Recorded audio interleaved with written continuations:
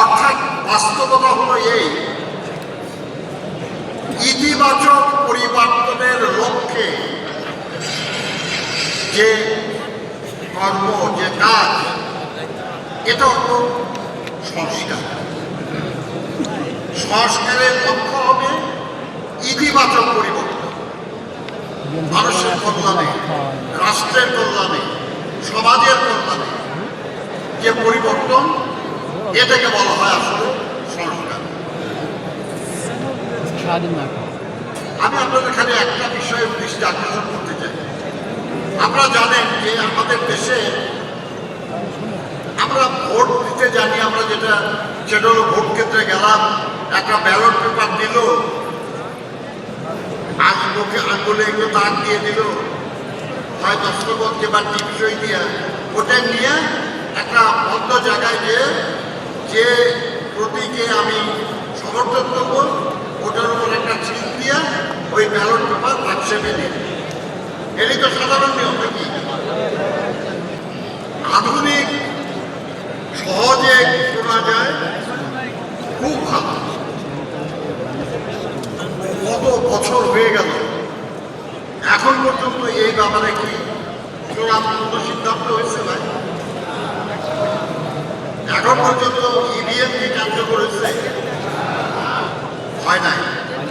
শুধু ভোটটা কেমনে দিবেন, এই ব্যাপারে একটা নতুন সিস্টেম জনগণের কাছে এখন পর্যন্ত গ্রহণযোগ্য করা যায় না। আর সংস্কারের নামে কোটা নির্বাচন পদ্ধতি বদলে দেওয়া। এক্সট্রিম মশার কয়েল প্ল্যান্ট ফাইবার দিয়ে তৈরি, ডেঙ্গু, চিকুনগুনিয়া বাহি সহ যে কোনো মশার বিরুদ্ধে দেয় এক্সট্রিম সুরক্ষা। প্রস্তাব হয়েছে, আলোচনা। এতদিন আপনি আপনার প্রতিনিধি নির্বাচন করতেন, এখন কোনো প্রতিনিধি আপনি নির্বাচন করতে পারবেন। আপনার দলকে ভোট দেবেন বা কোনো প্রতীকে ভোট দেবেন, সেই দল বা প্রতীক তারা যত পার্সেন্ট ভোট পাবে, তত পার্সেন্ট আসন পাবে, এবং সেই আসনে কারা এমপি হবে এটা আপনার কোনো অধিকার নাই জানার, এটা দল ঠিক। এই যে পরিবর্তন, এবং আপনার এলাকার কোনো সুনির্দিষ্ট এমপি থাকবে না যে আপনাদের কাছে যাবেন কোনো কাজের জন্য, কোনো কথার জন্য পারবেন না। এই যে বড় পরিবর্তন, এটা কি জনগণের কাছে আজ পর্যন্ত কেউ বুঝে বলছে? কেউ কি জনগণকে কোনো জায়গায় যে জিজ্ঞাসা করেছে যে আপনি এতদিন যেভাবে নির্বাচন করতেন, আমরা এটা বদলে দিতে চাই, আমরা এরকম একটা সিস্টেম করতে চাই, আপনি এটাতে রাজি আছেন কি?